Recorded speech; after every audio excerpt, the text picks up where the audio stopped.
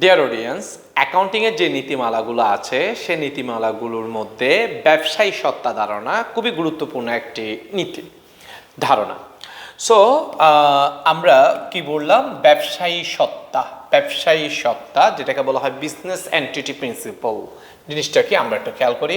তার আগে আমরা একটু যাই, সেটা হচ্ছে আমরা জানি আমাদের হিসাব সমীকরণ হচ্ছে equal to L plus OE, equal to L plus OE।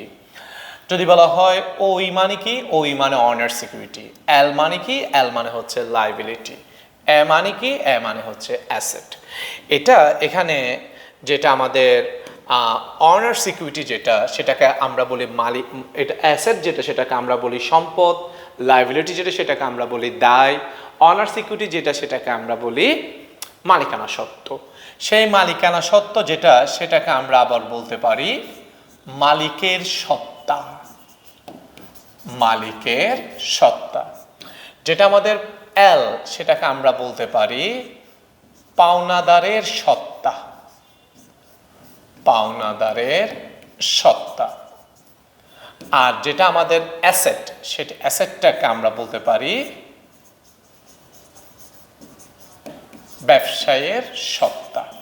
তাহলে আমরা একটা পাইলাম মালিকের সত্তা, একটা পাইলাম আমরা পাওনাদারের সত্তা, আর একটা পাইলাম আমরা ব্যবসায়ের সত্তা। ওকে, সো এবার আমরা দেখব যেটা আমাদের মালিকের সত্তা, সেই মালিকের সত্তা যেটা সেটাকে আমরা বলি অন্তর্দাবী। যেটা আমাদের পাওনাদারের সত্তা সেটাকে আমরা বলি বহির্দাবী। আর যেটা আমাদের ব্যবসায়ী সত্তা সেটাকে আমরা বলি মোট দাবি। ওকে, এটা হচ্ছে ইন্টারনাল পার্টি, অর্থাৎ মালিকের সাথে দায়বদ্ধ, সেজন্য এটাকে বলা হয় অন্তর্দাবী। এটা থার্ড পার্টি, সো এটাকে বহির্দাবী, আর দুইটা মিলে কি হচ্ছে মোট দাবি। আচ্ছা, এরপর হচ্ছে যেটা আমাদের অন্তর্দাবী সেটাকে আবার বলা হয় অন্তর্দায়। যেটা আমাদের বহির্দাবী সেটাকে আমরা বলবো বহির্দায়। সো বহির্দায় যেটা, সেই বহির্দায়কে আমরা আবার বলতে পারি মোট দায়।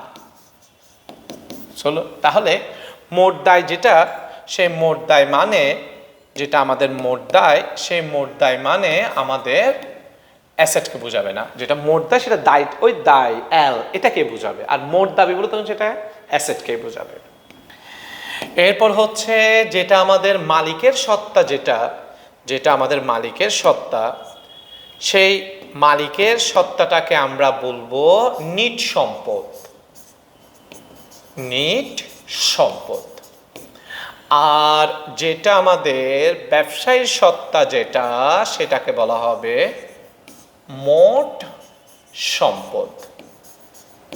ওকে, তাহলে এটাকে বলা হয় মোট সম্পদ, ওটাকে বলা হয় নিট সম্পদ। সো এখন আমরা ব্যবসায়ী সত্তার ধারণাটা আর একটু ক্লিয়ার করি।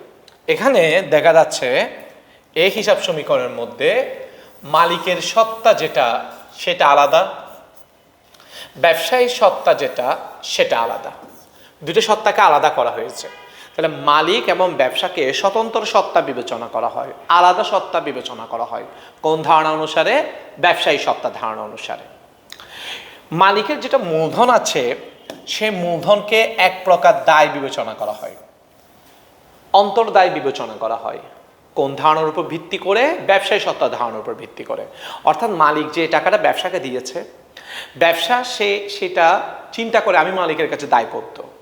সো এই যে মালিকের কাছে দায়বদ্ধ চিন্তা করা হচ্ছে, কেন? মালিক আলাদা বিদায়, ব্যবসা আলাদা বিদায়, সেজন্য চিন্তা ভাবনা করা হচ্ছে, এই চিন্তাটা করা হচ্ছে। তাহলে মালিক ব্যবসাকে যে ক্যাপিটালটা দেয়, সেই ক্যাপিটালকে ব্যবসা এক প্রকার দায় বিবেচনা করে, অন্তর্দায় বিবেচনা করে। কোন ধারণার উপর ভিত্তি করে? ব্যবসায়ী সত্তা ধারণার উপর ভিত্তি করে। ইভেন এই যে equal to L plus OE, এই যে অ্যাকাউন্টিংয়ের যে ইকুয়েশন, এটা যে প্রণীত হয়েছিল, সেটা কিন্তু ব্যবসায়ী সত্তা ধারণার উপর প্রণীত হয়েছিল। ধন্যবাদ সবাইকে, ভালো থাকবেন সবাই।